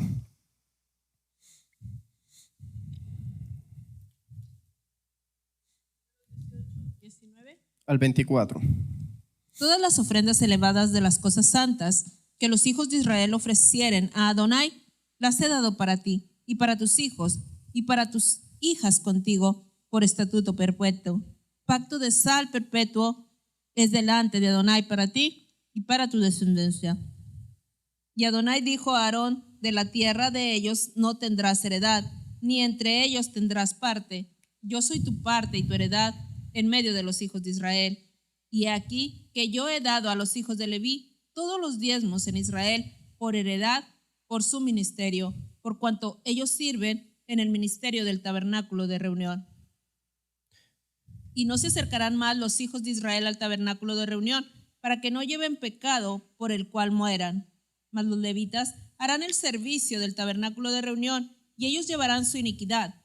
Estatuto perpetuo para vuestros descendientes, y no poseerán heredad entre los hijos de Israel, porque a los levitas he dado por heredad los diezmos de los hijos de Israel, que ofrecerán a Adonai en ofrenda, por lo cual les he dicho, entre los hijos de Israel no poseerán heredad. Entonces, ellos eran responsables por las cosas santas. Dios los había llamado a ellos, un pacto de sal, perpetuo para siempre. O sea que no puede ser.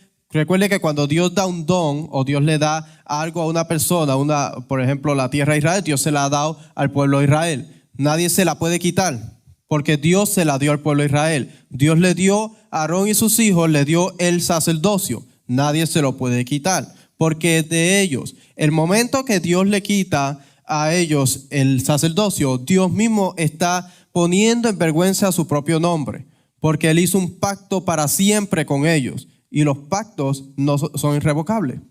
Entonces, dice que los hijos de Israel no se pueden acercar, porque los hijos de Aarón y sus hijos son los que van a hacer ese trabajo.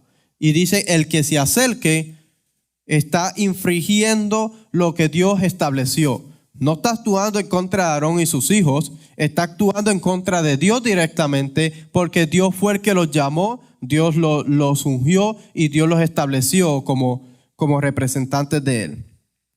Dice, así que vemos que hay sacerdotes reales y lo serán para siempre. Su trabajo sería el ministerio dentro del tabernáculo o el templo.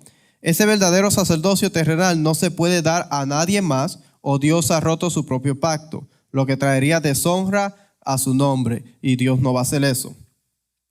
Sí, de hecho, sí, nosotros vemos como Dios, para proteger su propio nombre y para cumplir el pacto que hizo Abraham, todo lo que ha hecho con el pueblo, y aún el pueblo pecando y el pueblo siendo infiel, Dios vuelve y lo trae a su tierra porque Dios hizo un pacto. ¿Cómo va a romper Dios un pacto con Aarón y sus hijos? Los deberes del templo pertenecen a los hijos de Aarón. El diezmo pertenece a los levitas y usurpar su autoridad o desecharlo o suplantarlos sería cuestionar la integridad de Dios. O sea que si nosotros cuestionamos el sacerdocio de Aarón y sus hijos o le descartamos o lo desechamos, entonces estamos cuestionando la autoridad de Dios y lo que Dios estableció. De hecho, si nosotros vemos el libro Levítico, todo tiene que ver con el templo, la mayoría del libro Levítico. Números, mucho tiene que ver con el templo y muchos capítulos de Éxodo tienen que ver con el templo. Tiene que ver con las funciones de Aarón y sus hijos. Entonces tendríamos que descartar toda esa parte de la Biblia porque tiene que ver con ellos. Éxodo 32, 26 al 28.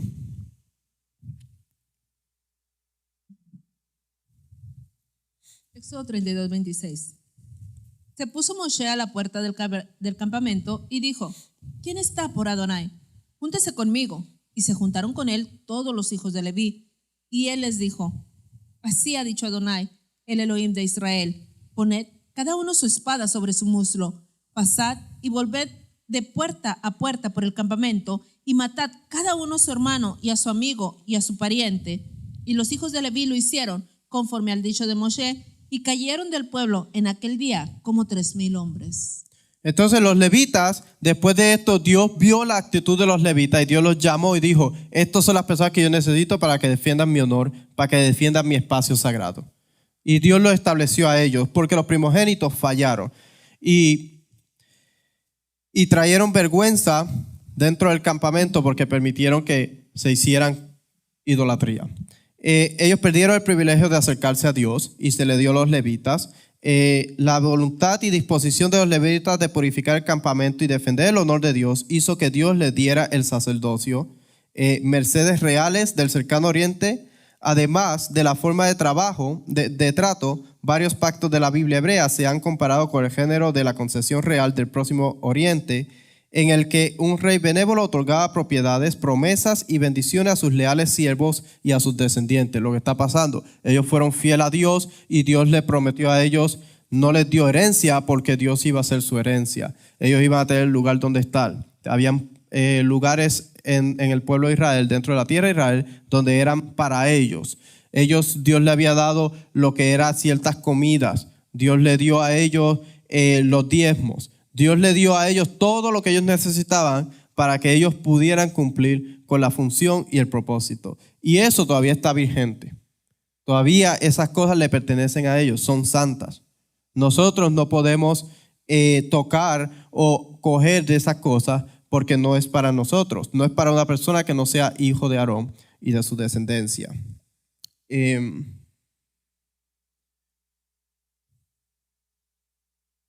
Tengo un poquito más de información, pero yo creo que voy a dejarlo acá. Voy a dejarlo ahí. ¿Qué nosotros podemos aprender de esta porción? ¿Qué nosotros podemos aprender de los hijos de Aarón y el llamado que Dios le hizo? Primero, yo creo que podemos aprender que cuando Dios llama a una persona para algo, esa persona Dios la ha preparado para ese propósito.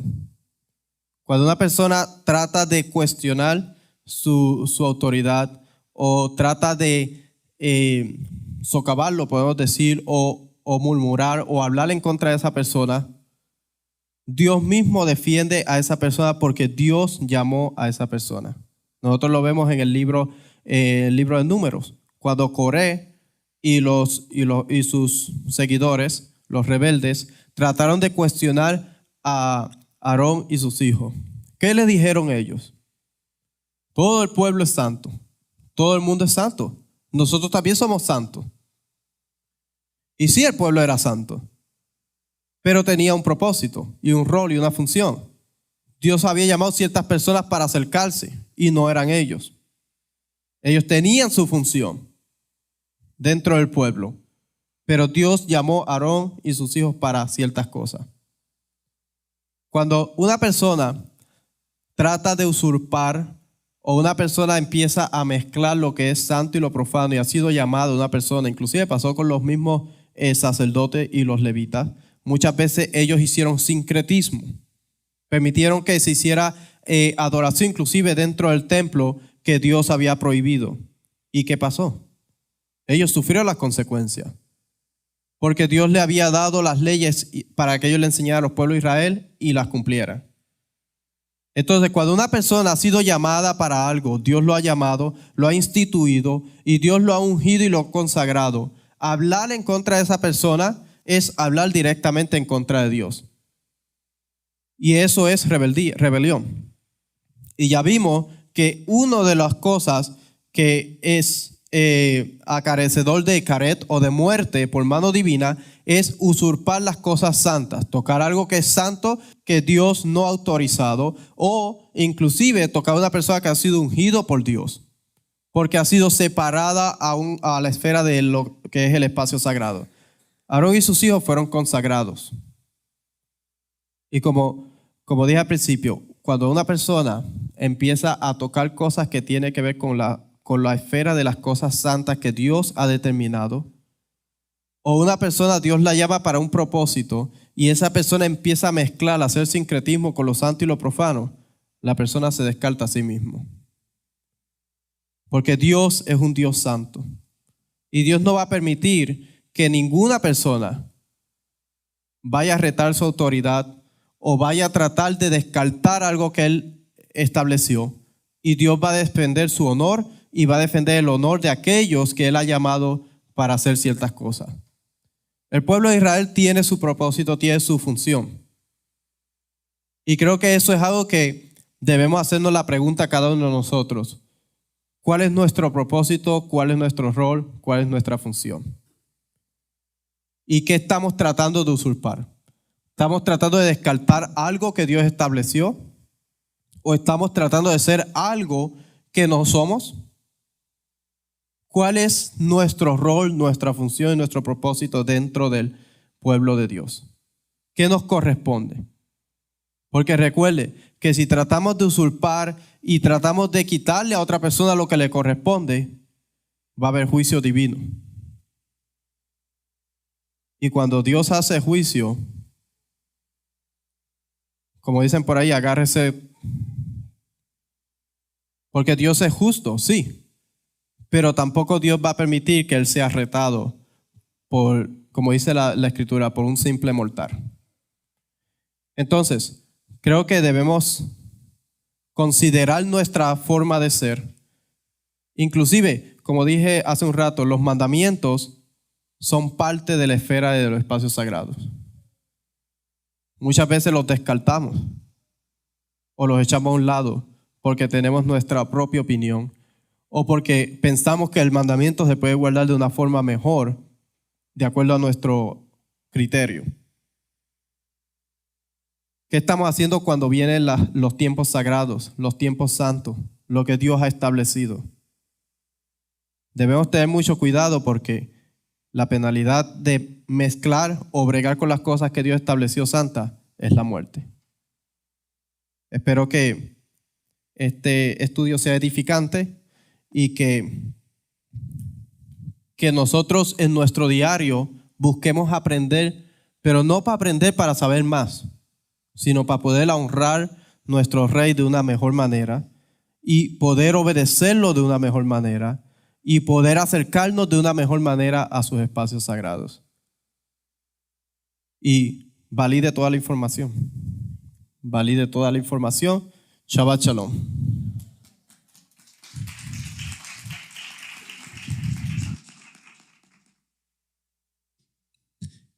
Muy bien, bueno, vamos a ponernos de pie. Hemos terminado el servicio en esta tarde. Estamos a punto de terminar. Las 7:30 y algo se termina el Shabbat. Me gustaría hacer Havdalah, no sé si podamos arreglar todo para hacerlo. Si usted tiene que salir y tiene que salir de a casa, sí, ya puede terminarlo, hermano. Permítame tantito, un segundito. Puede hacerlo. Gracias por estar con nosotros. Gracias a nuestro maestro, nuestro hermano Daniel, por la enseñanza. Y una vez más aprendemos que nuestro Dios es una persona perfecta, que le gusta el orden, le gusta la excelencia. Así que pienso que como miembros de Hashem, como personas que estamos estudiando la Torah, aprendiendo el mandamiento, tenemos que ser sinceros con Él, tenemos que aceptar con Él que quizás hay cosas que no estamos haciendo bien. Así que esta parashá para mí es muy importante y me enseña que ser sinceros. Si Él lo estableció de esa forma, si Él lo dijo así, pues así es como se va a hacer. Estar en contra del mandamiento, estar dándonos golpes, dice el Moré, con la pared, es estar en contra de Hashem. Y no podemos hacer eso, no vamos a llegar a ningún lugar. Estoy contento con lo que Él ha hecho en nuestras vidas, en nuestra congregación. Como le decía al principio, en cada enseñanza aprendemos algo nuevo. Gracias a hermano Daniel, gracias por la enseñanza. Y gracias a toda la gente que está conectada, que Hashem nos los guarde y nos los cuide. Si usted le gustaría dar una sedacá a la congregación Roca Eterna, lo puede hacer. Hay diferentes formas como se puede dar una ofrenda. Puede ir ahí a Facebook, ahí encuentra, o en YouTube también puede encontrar la forma de cómo hacer. Y a la congregación de aquí, gracias una vez más por ser parte de nuestra congregación, y la honra y la gloria sea para Él. Vamos a seguir adelante, trabajando fuerte, caminando, y para atrás ni para agarrar impulso, hermano, ¿ok? Ya llevamos 3 años felices con lo que se hizo, la transición que se hizo. Estamos alegres, estamos contentos, así que vamos a seguir adelante hasta que Hashem lo permita. Él nos va a dirigir, Él nos lleva paso tras paso. No somos nosotros los que nos desesperamos y tomamos decisiones equivocadas. Todo lo que se ha hecho aquí en la congregación ha sido puesto delante de Hashem, y Él ha mandado las personas correctas, los maestros correctos, la gente correcta, la membresía correcta a esta comunidad. Así que gracias por estar con nosotros. Nos despedimos del aire, toda la gente que estuvo ahí conectados en línea, que el Eterno nos los guarde, y estaremos anunciando si tendremos el servicio en este miércoles. Estaremos anunciando por la página de Facebook. Muy bien, hermano, puede